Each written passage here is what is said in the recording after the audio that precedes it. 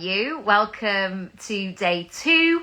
If you didn't catch day 1 yesterday, I've saved it on the grid, so you can go and check that out as well. I have set myself a challenge, as I said yesterday, to put my face back on the internet, because I can get a bit comfy cozy behind the scenes, and I know that doesn't necessarily take my business to the places and the spaces that I desire. So if this is your little nudge today to go, oh yeah, I think I need to be a bit more visible as well, then feel free to take that. Today, in between the thunderstorms, I have really been a 44-year-old woman, and I have repotted 2 of my plants. And this is going to be our metaphor for today. I love nature and using those analogies in that way, because it's very visual and it really speaks to me, and I like how it's right there in front of me, like I can see all of the changes. So one of the plants I've had for maybe 2 or 3 years now, and I've repotted it a couple of times. And then the other one I got on my birthday from Columbia Road. And as soon as that sun came out, it really started to move. And I have been noticing the last few weeks that these plants have outgrown their space, and this often happens with kids. You know, you get all their summer clothes out, or I had to get my daughter's forest school trousers out the other day, and I was just like, why have you got an extra leg length in these? Like, she's so tall now, and it's all changed really quickly. And I think that we are like that as people sometimes. We have that sensation that we no longer fit the places and the spaces where we were planted. We no longer fit the routines. We no longer can stay scrunched up. There's something in us. I'm trying not to do a contemporary dance. There's something in us that is requiring more space. Now, when I see this objectively, as I'm looking at my plant now, I know that there is no 2 ways about it. I'm not thinking, how does this plant emotionally feel about going to a new place? I mean, maybe this plant does have feelings, but this plant is just a bit like, oh my goodness, let me breathe. I've got all these roots coming out. I need more space, and I know that the heat is coming. Come on, let me expand. And yet when we have that sensation, when we have that niggle as an adult, as a human, as a business owner, as a parent, as somebody who is moving through the world in a very emotional way, whatever it might be, even though we know that expansion and change is calling us, requiring us to step forward, we will hold tight and stay small and really essentially hold ourselves back when we need to make the move, when we need to step into the new version of ourselves. Now, as I took these plants out, I had to do it very carefully, and I was doing it very carefully at first until I kind of wasn't, because getting these plants out of it was a bit of a tussle and a wrestle, and I actually had to cut one of the pots with some scissors and kind of open it up that way and gently repot it in that way, because it was just stuck so hard. And again, that is such a useful way of thinking about ourselves when we know that we need to make the move, we know we need to take the leap, and everything about us is clinging on to this old version. And then likely there's going to be that moment where you feel a little bit exposed.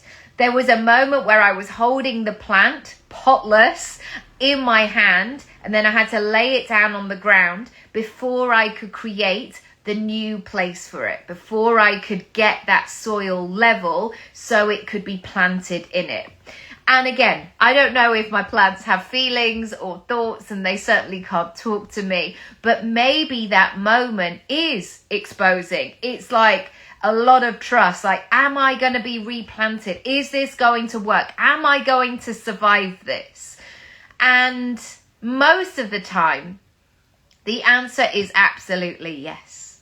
Most of the time, if you can sit through that discomfort and that moment where it feels a little bit destabilizing, a little bit unknown, a little bit out of character, you're going to be all right. And now what has happened is these plants are firmly in their new pots. And already of course, I'm looking at it like a proud mother, like, I think you've grown already. One of them's next to my desk and I'm just like, was that leaf there before? No, I think it's all materialized. But suddenly, as soon as they've gone into these new plants, it's like these new pots rather, it's like they've settled. And they can take a deep breath and they can expand and they can do these things. So my questions for you today are, where are the areas of your life where you are tangled, constricted, holding on, not allowing yourself to stretch and grow because of the fear? And the likelihood is you want the results. So you want the moment in your life where you eventually go into the new pot and you can expand. They're all your big dreams and goals and your vision coming to life. Like, oh my goodness, I'm doing this. But what you're maybe not willing to do is to be in that middle bit where you're thinking, I don't know. Oh gosh, this all feels a little bit unknown. And I want to reassure you that with help and support and a plan and accountability and kindness and compassion and you going gently with yourself, there can be a way where you can remain grounded and centered and regulated in that messy middle bit before the next part reveals itself. And this is also the part is that I did not know how it was going to go with this repotting. I mean, who knows? Tomorrow I might be like, I've killed all the plants, like nothing is happening and they're not growing. But I do know one of them has got a new leaf brewing, so I'm going to see how that goes. There is no guarantee in those moments of how it's going to go. None of us know with our goals. And I'm sure, like you have so much evidence where you have seen your goals or seen the opportunities or seen the doors open and materialize in a way that you weren't expecting. You thought it would go this way, and in the end, it ended up being in this way. And I often think this about how I met my partner, and I believe, I don't know if this is factually correct, but I believe based on our conversations that we met each other about 7 years before we properly met each other. I was 25, he was 26, and next year is our 20th anniversary, which is ridiculous because I'm only 33. But anyway, but that timing was obviously not right at that time, and we were both in other relationships. And secondly, that sense that meeting that person in that way, that person, my person, in that way at 25 was so random, so many different layers, and it was just an opportunity and a sort of, it so easily could have not happened. And so I want to remind you to expect the messy middle. Expect that it's not all going to be plain sailing. There's not going to be discomfort. There's going to be moments where you're thinking, oh my goodness, what have I done? Yes, sometimes you see that with haircuts, don't you? You know, when you're looking at yourself in the mirror and you're like, I'm going to have to trust the process here, because what I'm seeing right now is not really what we discuss, but often in the end it kind of works out. And often if you build those moments, if you build that sense of keeping that vision really clear, like with the plants, trying to get them into these pots so they can have this new, beautiful, expanded life, and keeping really set on that and doing what I needed to do. And I did have a few moments in and out of the shed, like I was going to get some new soil. That soil wasn't going to be great. Had to go back and get my little shovel, all of these parts. If you can do that, it's going to feel so great on the other side. Because you are not meant to stay still. You are not meant to stay in a safe, comfy, cozy situation all the time. Because your goals, your dreams, your visions, your ideas, your to-do list, whatever it might be, they're literally calling you forward and saying, come on, we're here. That's how I see it anyway. I think that my goals and my dreams, they're literally round the corner. I often, this is a really weird way to say it, but I think about the way that children are conceived. My kids are two of the greatest parts of my life. And again, it's such a I don't know. Anyway, yeah.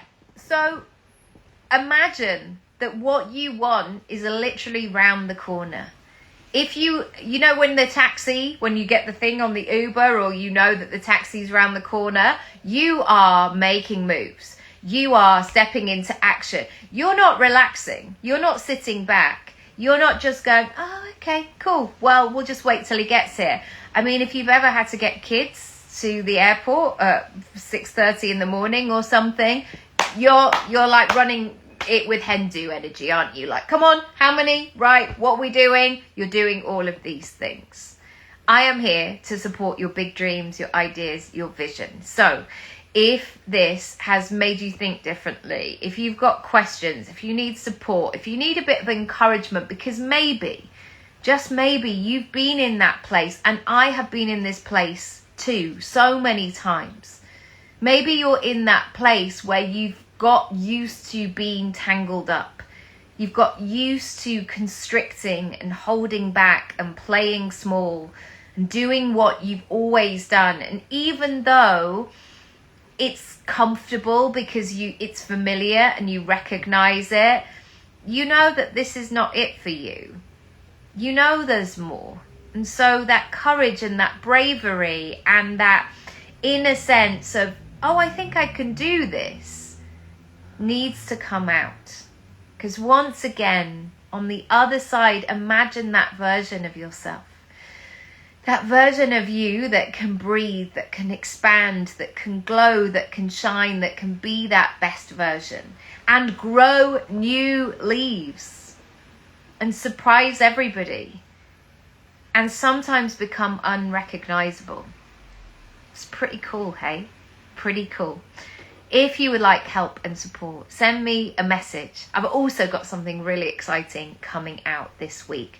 And even though it's part of my business, it's not a business course. It's been something I've wanted to do for a while. So I think I'll be able to share it tomorrow on day 3. So if you're following along, come back and I'll send you a link. And I'm sending you lots of love.